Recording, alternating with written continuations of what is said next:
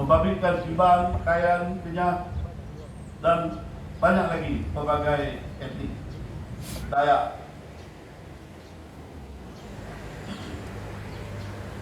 Jadi perjanjian Persiasarah ini berlangsung di pekarangan Kubu Kapit atau dikenali sebagai Kubu Sylvia, dengan turut disaksikan oleh Raja Brooke dan pemimpin etnik pada ketika itu. Perjanjian itu menjadi titik awal perdamaian di Sarawak, walaupun bukan semua konflik dapat dihentikan serta-merta. Banyak pertikaian diredakan dan perlahan-lahan menghapuskan pelbagai dendam. Persepahaman dibentuk membawa kepada suasana lebih aman, sekaligus membolehkan pentadbiran berlangsung dengan lebih teratur. Peperangan dan konflik berpanjangan sebelum itu banyak menjejaskan kestabilan sosial dan ekonomi. Justru diplomasi untuk mengakhiri persengketaan terbuktilah menjadi pendekatan terbaik, sehingga pemimpin kaum setuju mengakhiri perbalahan. Hadirin yang dihormati sekalian, kita lahir daripada sejarah yang tidak boleh dibohongi. Tanpa perjanjian perdamaian Kapit, kita tidak mungkin boleh sampai ke tahap ini. Tiada nilai wang ringgit boleh menjadi galang ganti, melainkan untuk menjaga perpaduan dan keharmonian sesama kita. Nenek moyang kita meninggalkan legasi yang tidak terhitung pengajarannya.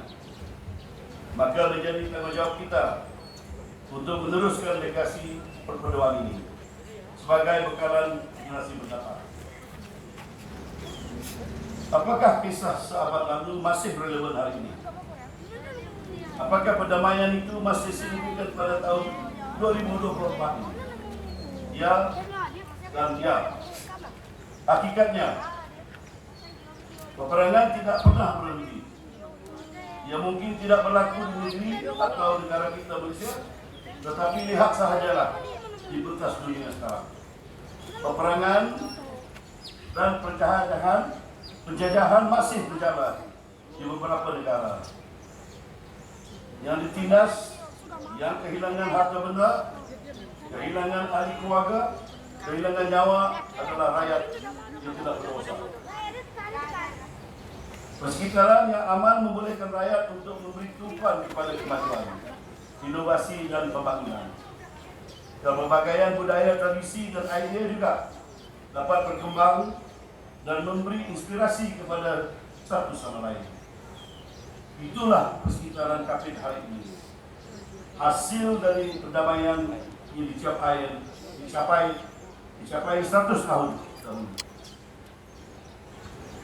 Tentunya pendidikan dan kemajuan infrastruktur yang lain juga perlu bergerak seiring bagi membantu perkembangan Kapit dan seluruh isi penduduknya agar tidak ketinggalan. Banyak usaha yang telah dilaksanakan oleh Kerajaan Negeri Sarawak dan juga Kerajaan Persekutuan, dan atas dasar itu bahwa saya mewakili seluruh rakyat Kapit ingin menyampaikan ucapan terima kasih yang tidak terhingga. Hadirin sekalian, tema perpaduan dalam kepelbagaian, Pembina Jabatan Demi Keamanan yang diangkat untuk sambutan ini merangkumkan segala apa yang kita perlukan untuk menjadi masyarakat pemaruh. Kita hidup aman dan saling menerima. Kepelbagaian latar belakang adalah kekuatan kita, tali yang mengikat perpaduan dan membentuk keharmonian bersama. Kita mungkin meraihkan perjanjian perdamaian Kapit, tetapi bagi saya perpaduan ini terpakai dalam konteks lebih besar, yaitu kita sebagai rakyat Sarawak, rakyat Malaysia semakinlah matang dan bijak menghargai perpaduan. Lebih-lebih lagi rakyat Sarawak. Memang kadang-kadang ada isu kecil yang timbul, tetapi tidak dibiar yang berlarutan. Kita belajar daripada sejarah. Jika perpaduan digadai, kita akan kehilangan segala-galanya. Kepelbagaian juga terpakai dalam konteks politik Malaysia secara amnya. Dan sejak sekian lama, kerajaan yang mentadbir negara dan lebih lagi di Sarawak ini terdiri daripada gabungan beberapa parti dengan ideologi dan asas keputusan itu sendiri, termasuklah kecenderungan kaum. Bagaimanapun, apabila pemimpin setiap parti menggunakan kematangan, maka perbezaan berjaya diketepikan dan hasilnya rakyat menikmati limpahan kemakmuran atas kestabilan politik dan ekonomi. Ini penting untuk dipertahankan.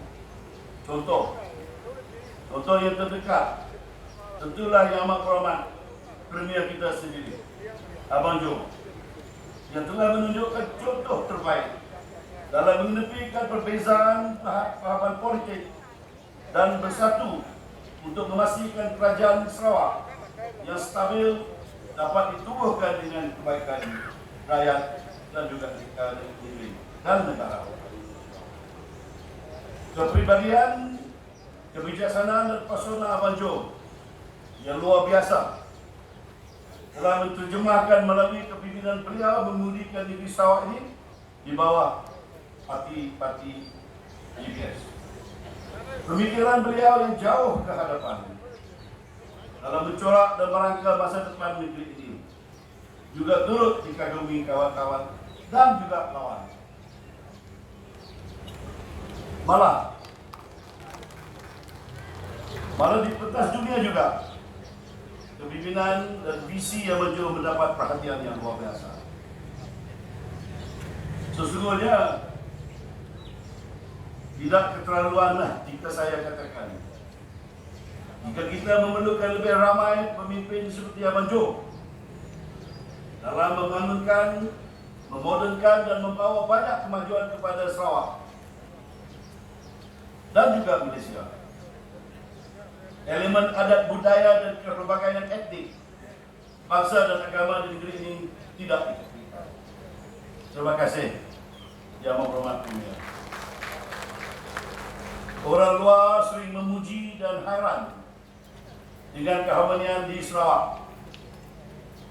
Mereka tertanya-tanya, bagaimana Sarawak yang mempunyai banyak kaum boleh hidup aman dan mengamalkan agama serta kepercayaan tanpa gangguan.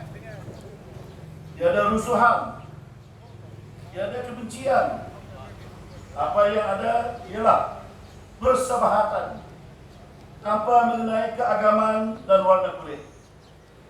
Itu kekuatan sebenarnya yang kita amat tinggi nilainya. Sekali lagi terima kasih ke pimpinan Sarawak. Kepaduan seperti ini yang mesti kita raihkan kerana ia tidak akan lapuk di telan zaman. Kepaduan adalah tonik terbaik untuk membina negara bangsa. Dan inilah antara objektif utama sambutan 100 tahun perjanjian perdamaian KP.